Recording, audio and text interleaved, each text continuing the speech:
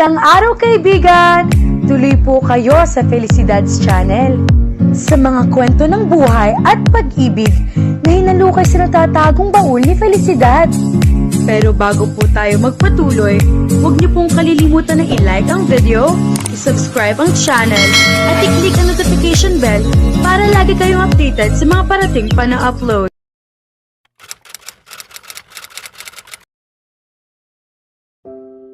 Alas 2 na ng madaling araw at patuloy pa rin ang operasyon sa nakalipas na 2 oras. 3 kaming nakaupo sa waiting room. Nabali ang braso ni Lucas. Nakabalot ito ng plaster of Paris. Lubos akong nakaramdam ng guilt na dahil sa akin ay kinailangan niyang harapin ang pag-atake ni Daisy. Nang subukan kong humingi ng paumanhin sa kanya, pinawalang bahala niya iyon at sinabing tungkulin niya ang protektahan ako. Si Daisy ay nakaupo sa pinakahuling silya sa silid. Tumingin ako sa kanya at napagtanto kong isa siya sa mga taong mukhang inosente sa panlabas, ngunit kayang maging mapanganib kapag may kinalaman sa kanyang matalik na kaibigan. Napansin kong suot pa niya ang kanyang hospital coat at may ID sa kanyang lieg. Tiyak na diretso siyang nagpunta rito mula sa ospital nang malaman niya ang nangyari kay Maya. Malamang ay gutom na siya. Pumunta ako sa kantina ng ospital, kumuha ng 3 tasa ng kape at isang sandwich. Bumalik ako at ibinigay ang isang tasa kay Lucas at itinira ang isa para sa sarili ko. Kinuha ko ang natitirang kape at sandwich upang ibigay kay Daisy. Sa totoo lang, natatakot ako habang papalapit sa kanya. Ngunit kailangan niya ng kasama sa sandaling iyon. May Lucas ako, ngunit siya ay nag-iisa mula nang dumating siya rito. May dala akong sandwich at kape para sa iyo. Sa tingin ko ay wala ka pang nakakain. Kaya heto, kumain ka, sabi ko, ngunit tila hindi niya ako pinansin. Alam kong galit ka pa rin sa nangyari. Pero ang hindi pagkain ay makakasama sa kalusugan mo. Kailangan mong maging maayos para maalagaan si Maya kapag nagising siya. Hindi rin siya matutuwa kung malalaman niyang nagugutom ang matalik niyang kaibigan. Sa wakas ay tumingin siya sa akin, may mga luha sa kanyang mga mata. Naramdaman kong malapit na siyang sumabog. Maingat kong ipinatong ang kamay ko sa kanyang balikat at hinayaan niyang sumandal ang ulo niya sa dibdib ko. Nagulat ako dahil hindi siya tumutol. Pagkasandal niya, bigla siyang umiyak. Ibinaba ko ang kape at sandwich sa tabi at niyakap siya ng mahigpit. Matagal na niyang kinikimkim ang kanyang nararamdaman. Tinatakpan niya ang lungkot at takot sa pamamagitan ng galit na ibinubunto niya sa akin. Napakalakas ng kanyang pag-iyak. Hindi ko kayang mawala siya. Wala na akong iba. Kundi siya, paulit-ulit niyang sinasabi sa pagitan ng hikbi sa loob ng 15 minuto. Hinahaplos ko ang kanyang likod upang pagaanin ang loob niya, ngunit tila hindi sapat. Makalipas ang ilang sandali, tumigil siya sa pag-iyak at lumayo sa yakap ko. Nasira ko yata ang damit mo. Pasensya na. Bibili ako ng kapalit, sabi niya, nahihiya. Iyon ang pinakamaliit na bagay na iniisip ko ngayon. Kumalma ka at kainin mo ito, sabi ko habang inaabot ang sandwich. Hindi, ayos lang ako, pagtanggi niya. Kakasabi mo lang na wala ka ng iba kundi si Maya. Para sa kanya, kumain ka kahit kaunti. Muli siyang tumanggi. Kung may kapatid ka at siya ang nagbigay nito, tatanggihan mo rin ba? Tanong ko. Tumingin siya sa akin, muling napuno ng luha ang kanyang mga mata. Ang kapatid ko ay hindi kailanman ilalagay sa panganib ang buhay ng matalik kong kaibigan. Napaluha rin ako sa sinabi niya. Ano ang magagawa ko para mapaniwala kang tunay akong nagsisisi? Tanong ko. Alam kong nagsisisi ka. Isa akong psychologist. Nakakabasa ako ng tao. Pero sa ngayon, wala pa akong magagawa. Sa tuwing nakikita kita, nakikita ko si Maya na lumalaban para sa buhay niya. Alam kong hindi ko mababago agad ang kanyang isip. Totoo ang sinabi niya. Dahil sa akin ang kalagayan ni Maya. Kung may mangyari sa kanya, hindi ko mapapatawad ang sarili ko. Tatayo na sana ako, ngunit hinilan niya ang pulso ko. Hindi ko makakalimutan na dahil sa iyo nangyari ito kay Maya. Pero susubukan kong magpatawad. Ang guilt mo at ang mga ginagawa mo ay nakakumbinsi sa akin na subukan. Pero walang kasiguraduhan, sabi niya habang nakatingin sa kanyang kamay. Umiti ako at umupo muli sa tabi niya. Ipinapangako kong gagawin ko ang lahat para makuha ang kapatawaran ninyong dalawa. Ikaw at si Maya. Magbabago ako. Hindi na kita bibigyan ng dahilan para hindi magtiwala sa akin.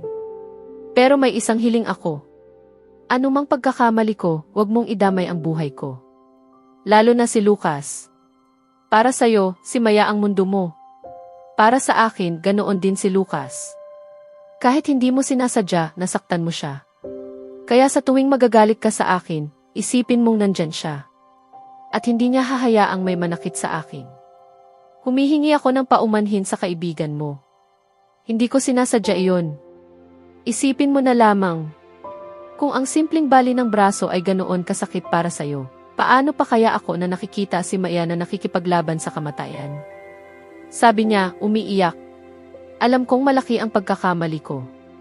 Pero ipinapangako kong hindi na mangyayari ulit ito. Ngayon, kakain ka na ba? Inabot ko ang sandwich sa kanya at kumagat siya. Hindi ko alam kung bakit, pero may naramdaman akong kakaiba, katulad ng pakiramdam ko kay Dan. Pinakain ko siya at pinainom ng kape.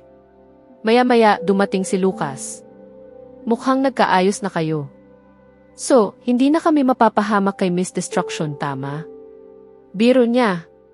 Tumayo si Daisy. Pasensya na sa nangyari sa braso mo. Hindi ko sinasadya. Pero kapag si Maya ang usapan, nawawala ako sa sarili ko, sabi niya habang marahang hinawakan ang kanyang braso. Ayos lang. May matalik din akong kaibigan na higit pa sa buhay ko. Naiintindihan kita, sagot ni Lucas. Inakbayan ko silang dalawa. Tama na ang mga paumanhin. Maghintay na lang tayo kay Liam. Umupo kaming tatlo, si Daisy sa gitna, hawak ang aming mga kamay. Makalipas ang ilang sandali, lumabas si Liam. Matagumpay ang operasyon. Pero, ano ang pero? Tanong ni Lucas. Hindi maayos na tinatanggap ng katawan ni Maya ang gamot. Para bang ayaw niyang gumaling. Kung hindi siya magising sa loob ng 48 oras, maaaring mauwi siya sa coma. Parang gumuho ang mundo ko. Kailangan kong dagdagan ang sedatives, sabi ni Liam. Ngunit hinarang siya ni Daisy. Kailangan ko munang makita ang gamot. Doktora ka man, ako ang may hawak ng kaso ngayon, sagot ni Liam. May karapatan akong magsalita dahil ako ang doktor niya. May mga gamot siyang hindi kayang tanggapin ng katawan niya, mariin niyang sagot. Ano bang gamot ang tinutukoy mo? Tanong ni Liam. Hindi ko dapat sabihin iyon. Tumayo ako. Bilang asawa niya, may karapatan akong malaman. Napabuntong hininga si Daisy. May depresyon si Maya. May anxiety at panic attacks siya. 8 taon na at lumala nitong huling 3. Nabigla kaming lahat. May hinala na ako, sabi ni Liam, halika, pag-usapan natin.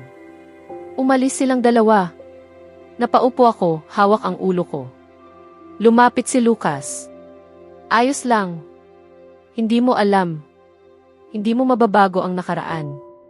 Pero pwede mong baguhin ang hinaharap. Tumango ako at niyakap siya. Makalipas ang 1 oras, inilipat si Maya sa kwarto. Umupo ako sa tabi niya. Napakaganda niya. Parang isang porselanang manika na basag, ngunit kahanga-hanga pa rin. At ako ang dahilan. Hindi ko na malayang umiiyak na pala ako hanggang punasan ni Lucas ang luha ko. Kailan ka pa nandito? Tanong ko. Noong titig na titig ka na sa kanya, sagot niya. Pumasok si Daisy. Kayo na ang umuwi. Ako na ang bahala, sabi niya. Hindi, mariin kong sagot. Ako ang magbabantay. Nag-alinlangan siya. Bigyan mo ako ng pagkakataon.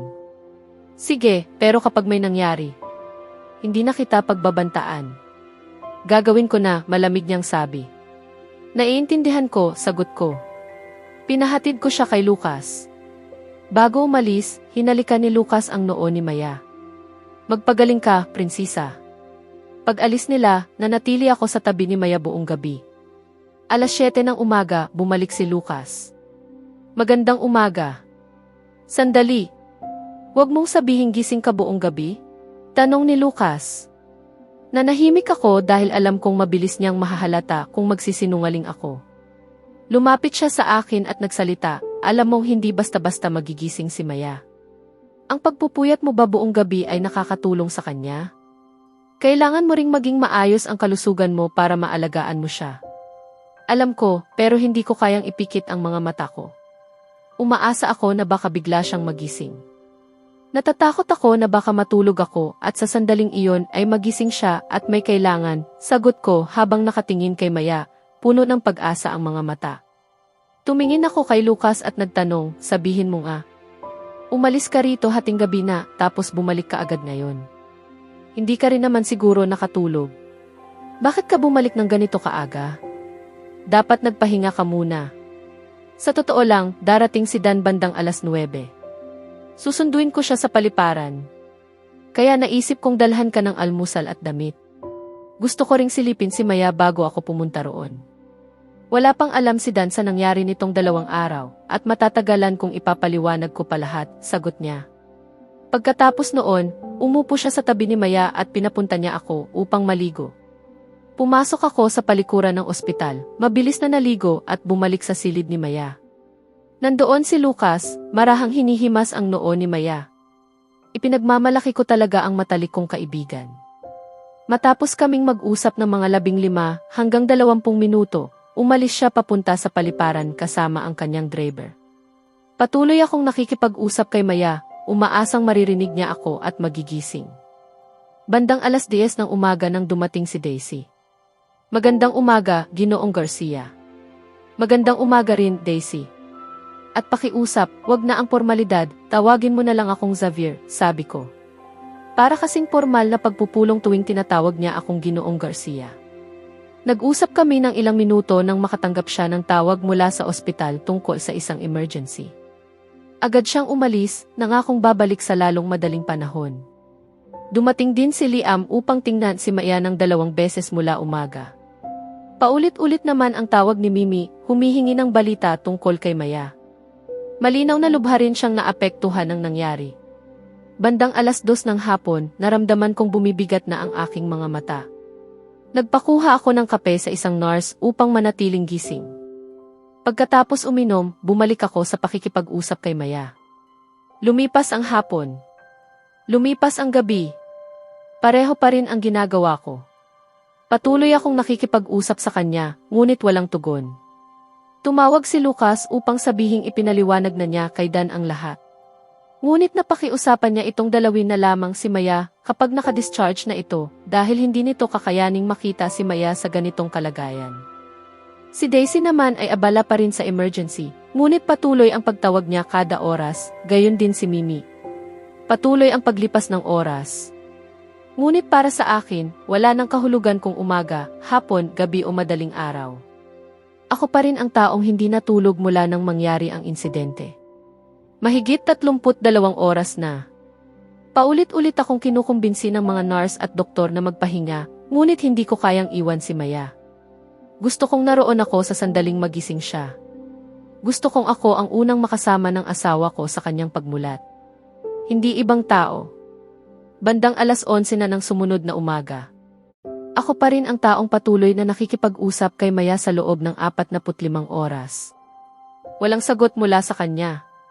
Hindi ko alam kung bakit, ngunit napuno ng luha ang aking mga mata. Ilang patak ang tumulo sa kamay ni Maya na hawak ko.